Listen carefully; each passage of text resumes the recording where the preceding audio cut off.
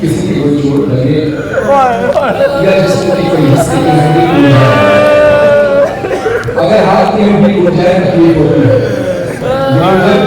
उसको एक जगह रखा जाए, उसमें हरकत ना हो तो फिर तकलीफ इतनी नहीं होती।